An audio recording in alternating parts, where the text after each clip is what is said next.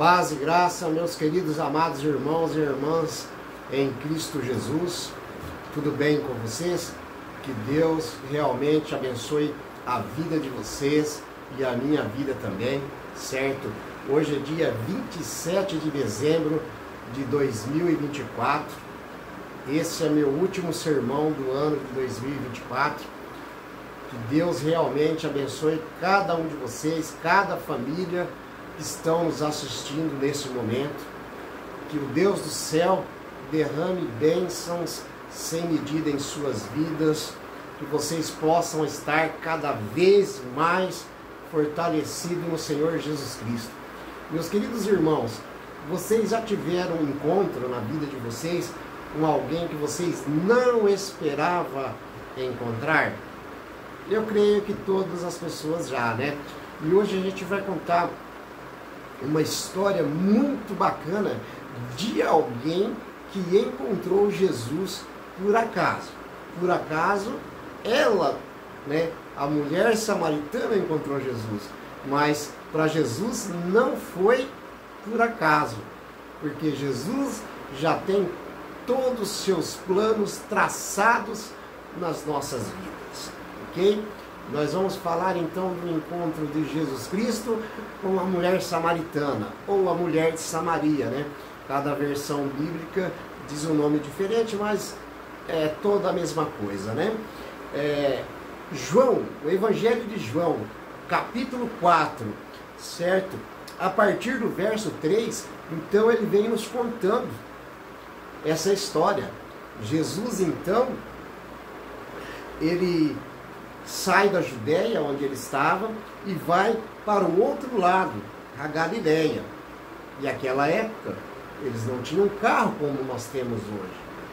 Não tinha nem uma carroça, nem um cavalinho, nem um jumentinho, por enquanto, né? Jesus mais para frente lá, ele andou no jumentinho, mas aqui eles foram a pé, da Judéia para a Galileia, e como Jesus estava em forma humana, ele cansou-se. E aí ele parou ali perto de uma fonte de água, enquanto seus discípulos foram comprar alimentos. Então eu gostaria que vocês acompanhassem comigo a leitura. São João, capítulo 4, versículo 3 diz assim: deixou a Judéia, retirando-se outra vez para a Galileia, como eu já disse, né? Deixou a Judéia para a Galileia. Jesus. O verso 4: e era-lhe necessário atravessar a província de Samaria. Certo? Verso 5, irmãos. Chegou, pois, Jesus a uma cidade samaritana chamada Sicar, perto das terras que Jacó dera para seu filho José. E o verso 6 nos conta o seguinte: estava ali a fonte de Jacó. Cansado da viagem, assentara-se Jesus junto à fonte por volta da hora sexta. Hora sexta quer dizer que seria o quê? Meio-dia, por volta da hora sexta. Então Jesus, cansado, normal, né? E ele estava ali em forma humana, então ele senta ali para descansar. E aí o verso 7 do capítulo 4 de João diz que nisto veio uma mulher samaritana tirar água do poço. E Jesus então fala para essa mulher: me dá um pouco dessa água, né? A Bíblia diz, disse-lhe Jesus, dá de me beber. Ora, veja só que Jesus pediu para ela. Geralmente as pessoas pediam as coisas para Jesus, né? Geralmente as pessoas iam até Jesus. Se você for ver todos os relatos bíblicos, né? Aqui não, Jesus, ele se dirige à mulher e disse para ela: me dá de beber. Aí o verso 8: pois seus discípulos, como eu já disse, né, haviam ido à cidade comprar alimentos. Aí o verso 9 diz assim: então Jesus disse à mulher samaritana, como sendo tu judeu, aliás, perdão, meus irmãos. Então a mulher samaritana, ela diz a Jesus: como tu, judeu, pede água para uma mulher samaritana? os samaritanos não se dão com os judeus. E foi isso que ela então disse a Jesus. Os samaritanos, eles não se davam com os judeus. Era um ódio entre judeus e samaritanos, né, que impedia aquela mulher de prestar um favor a Jesus. Mas mal sabia ela, quem estava lhe pedindo água era o dono da fonte. Literalmente, quem fez a fonte foi Jacó, né, e dera de presente a José, seu filho. Mas quem é o dono da água da vida? O nosso Mestre, Jesus Cristo. O Salvador, então, ele buscava uma chave para abrir o coração daquela mulher. Quando nós estamos com o nosso coração duro, que nós não deixamos o Espírito Santo entrar em nossos corações.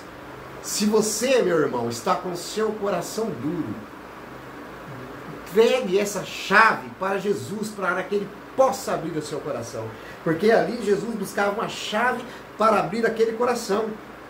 E como tato, com o amor divino, em vez de ele oferecer para ela um favor, ele pediu para ela um favor.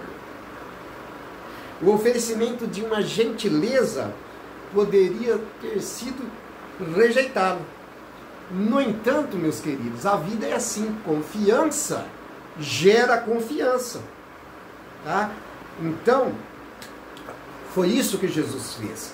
Aí no verso 10 diz o seguinte: replicou-lhe Jesus, dizendo para a mulher, veja bem, se conheceras o dom de Deus, e quem é que te pede dar de me beber, tu lhe pedirias, e ele te daria água viva. Veja bem, a mulher, ela estava pensando ali em água, mas água literal, ok? A água que ela tiraria ali do poço. Quando Jesus disse para ela que se ela soubesse com quem ela estava falando, ele lhe daria água viva. E é isso que ele está oferecendo para mim e para você, a fonte de água viva, a fonte que nunca seca. E você sabe qual é essa fonte? É a vida eterna que o nosso Deus tem preparado para aqueles que o amam de verdade. A água, ela é um bem mais precioso que Deus deixou para o ser humano. Sem a água, não tem como a gente sobreviver. Falando agora de 2024, a gente teve uma seca muito grande, a gente teve escassez de água. Muitos municípios do Brasil fizeram aí rodízio de água. Muitos municípios acabaram a água. Eram abastecidos por caminhões-pipas. A seca foi muito grande.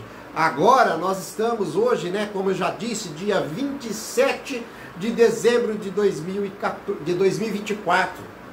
Nós estamos num período que praticamente está chovendo no Brasil inteiro.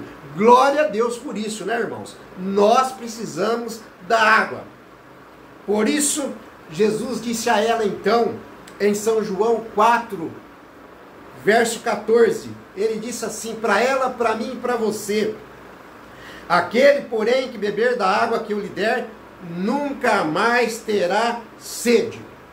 Pelo contrário, a água que eu lhe der será nele uma fonte a jorrar. Será em você, será em mim uma fonte a jorrar. A água da vida que o nosso Deus nos oferece. Tá? Então ele foi conversando com essa mulher e vocês vão ver que desfecho maravilhoso vai ter nesse encontro. Aquele que não encontrou Jesus ainda na sua vida, procure encontrar Jesus. Você não vai encontrar ele literalmente do lado de um poço, como a mulher samaritana encontrou, mas você vai encontrar ele no seu coração. Deixa Jesus entrar no seu coração, pede a água da vida, e Ele vai te dar a água da vida, uma fonte a jorrar que nunca vai se secar, e essa água é a vida eterna. O verso 15, disse-lhe a mulher, Senhor, dá-me dessa água para que eu não mais tenha sede e nem precise vir aqui buscá-la. Por enquanto ela não estava entendendo ainda. Ela estava entendendo da água literal. Ela achava que era água literal, porque ela disse assim, Senhor, me dê dessa água para que eu não volte mais aqui para buscá-la. Veja bem, meus irmãos, mas a mulher samaritana, ela também interpretou as palavras de Jesus sobre a água em sentido literal, como eu disse aqui. Mas Jesus estava falando no sentido espiritual. Quando Jesus oferece água viva, a mulher pediu a água literal. Ela relacionou que a água que Jesus oferecia evitaria as idas e vindas dela ao poço. Era isso que ela estava entendendo até o momento. Mas é impressionante que a conversa tenha mudado tão rapidamente do pedido de Jesus. Veja bem, quem começou pedindo? Jesus.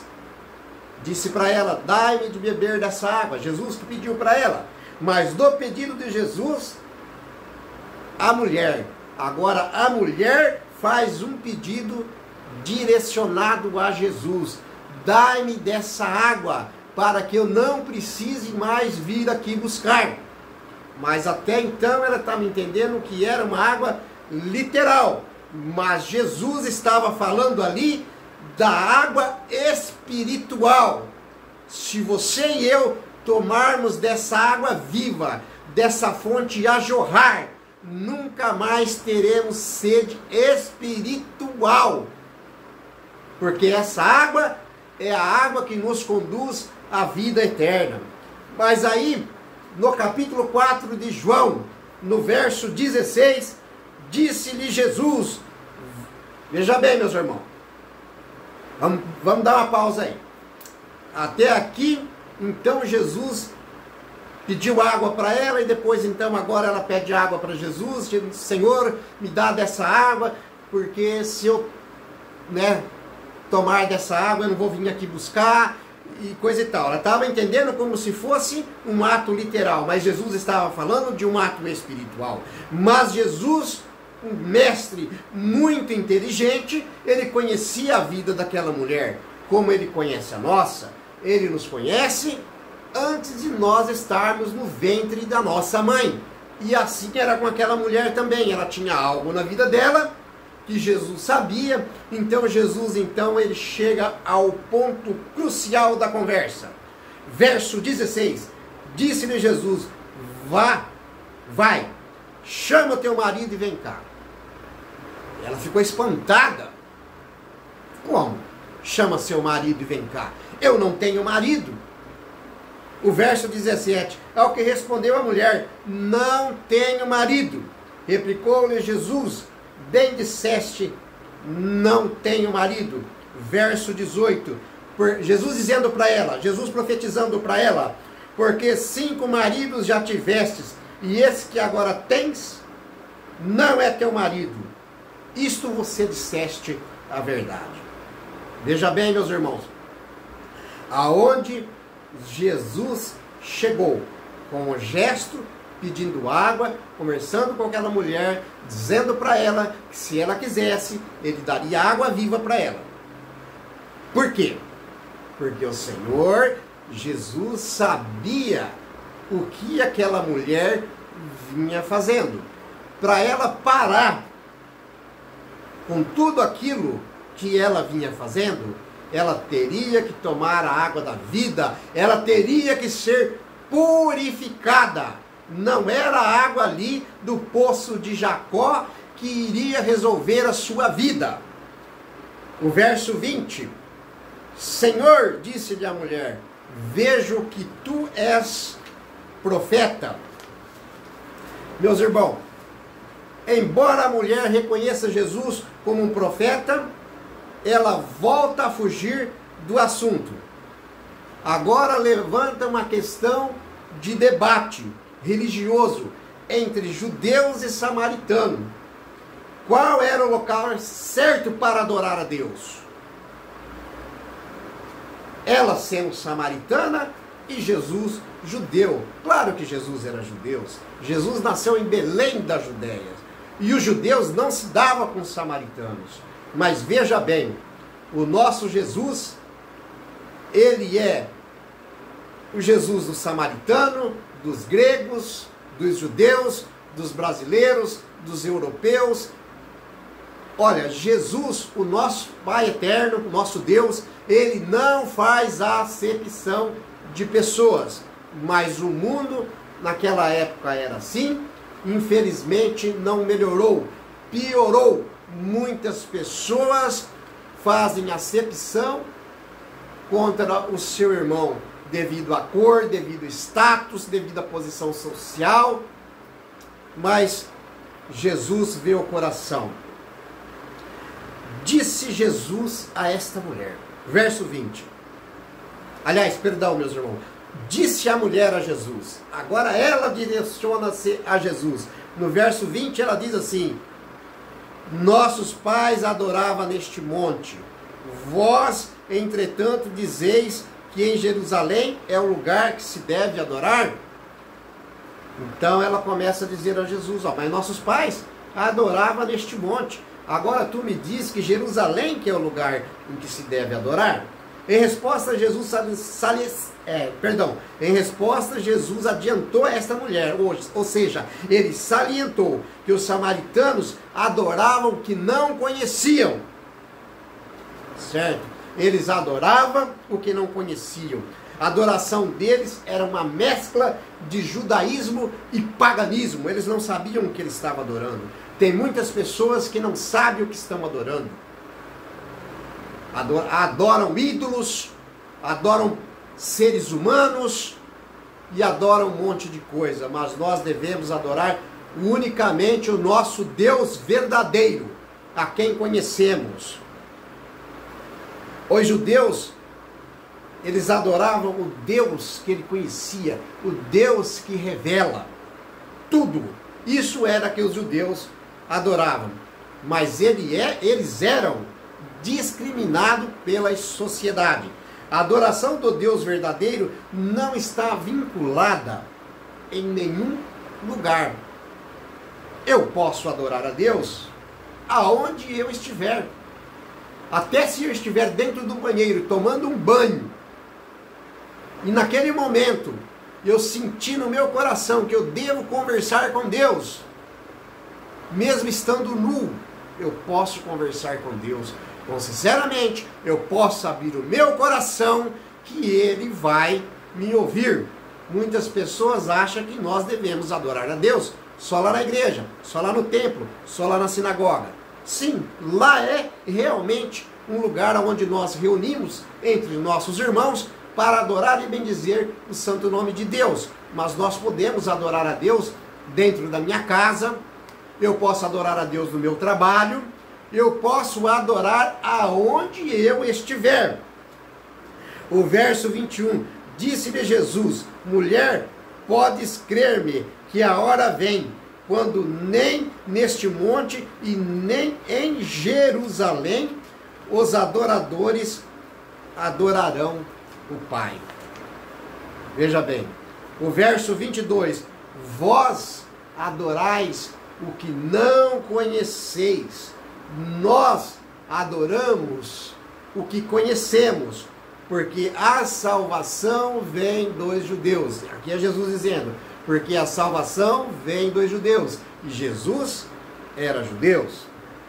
O verso 23, mas Jesus dizendo novamente, mas vem a hora, e já chegou, em que os verdadeiros adoradores adorarão o Pai em espírito e em verdade, porque são estes que o Pai procura para os seus adoradores.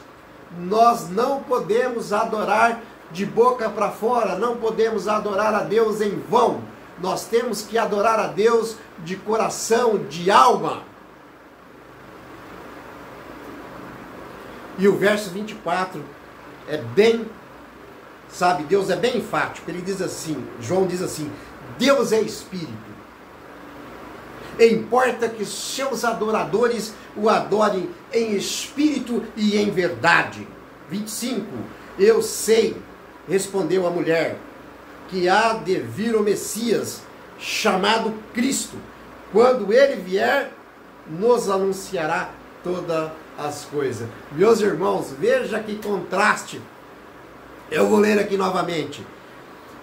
A mulher, no verso 25, ela fala, eu sei, respondeu a mulher, que há de vir o Messias chamado Cristo. E mal sabia ela que ela estava falando com o Messias chamado Cristo. Quando ele vier, nos anunciará todas essas coisas. Em todos os 4 evangelhos, essa foi a única vez antes do seu julgamento em que Jesus disse claramente a alguém que ele era o Messias. Veja bem, ao verso 26, a resposta dele. Disse-lhe Jesus, eu sou, eu que falo contigo. Quer dizer, o Jesus, o mestre que virá, sou eu que falo contigo. A mulher aceitou a verdade em sua vida. Ela foi até a sua cidade e espalhou a notícia para a população, dizendo o que havia acontecido. O Messias, né? Que havia conhecido o Messias, e todos saíram da cidade e vieram ter com ele.